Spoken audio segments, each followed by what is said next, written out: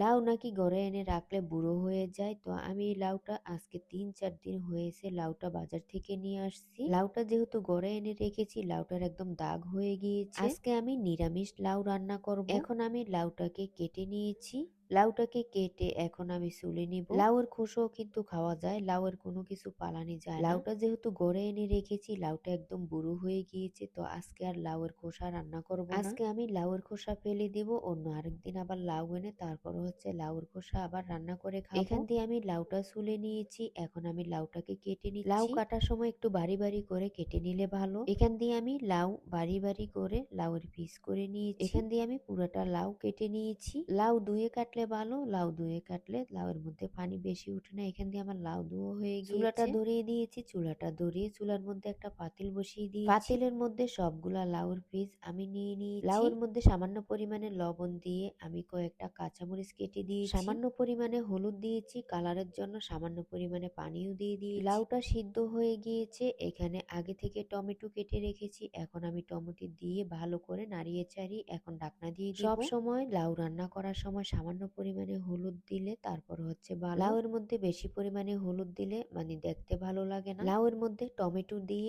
আমি লাউ ভালো করে কষিয়ে নিয়েছি। এখান দিয়ে লাউ ভালো করে কষিয়ে নিয়েছি। এখন আমি লাউয়ের পাতিলটা নামিয়ে নিয়েছি। চুলার মধ্যে একটা কড়াই বসিয়ে দিয়েছি, কড়াইয়ের মধ্যে আমি ডিম ভেজে নিয়েছি আগে। তো এই কড়াইয়ের মধ্যে সামান্য পরিমাণে তেল ছিল, তো আমি আবার তেল দিয়ে দিয়েছি। তেল যখন গরম হয়ে আসছে আমি আগে থেকে পেঁয়াজ কেটে কুচি করে নিয়েছি। তেলের মধ্যে পরিমাণ মতো আমি পেঁয়াজ কুচি দিয়ে ভালো করে ভেজে নিয়েছি। সামান্য পরিমাণে পেঁয়াজ বাটা আর রসুন বাটা দিয়ে দিয়েছি। দিয়ে দিব জিরার গুঁড়া, ধনিয়ার গুঁড়া, দিয়ে দিব স্বাদ মতন লবণ, দিয়ে দিব সামান্য পরিমাণে হলুদ। সব মশলা দিয়ে এখন ভালো করে মশলা কষিয়ে নিব। আমি যখনই নিরামিষ লাউ রান্না করি তখনই কিন্তু এই মশলাটা ভালো করে ভেজে নেই। এই মশলাটা যতই কষানো হবে ততই কিন্তু লাউটা খেতে মজা লাগবে। এখান দিয়ে মশলা ভালো করে কষানো হয়ে গিয়েছে, আমি আবার লাউয়ের পাতিলটা বসিয়ে দিলাম চুলার মধ্যে। চুলার মধ্যে লাউয়ের পাতিল বসিয়ে আমি এই কষানো মশলা দিয়ে দিব। লাউয়ের মধ্যে কষানো মশলা দিয়ে ভালো করে নাড়িয়ে ছাড়িয়ে নিব। এখন আমি লাউ ভালো করে নাড়িয়ে ছাড়িয়ে নিয়েছি। লাউয়ের পাতিলটা আমি চুলা থেকে আবার নামিয়ে নিয়েছি। চুলার মধ্যে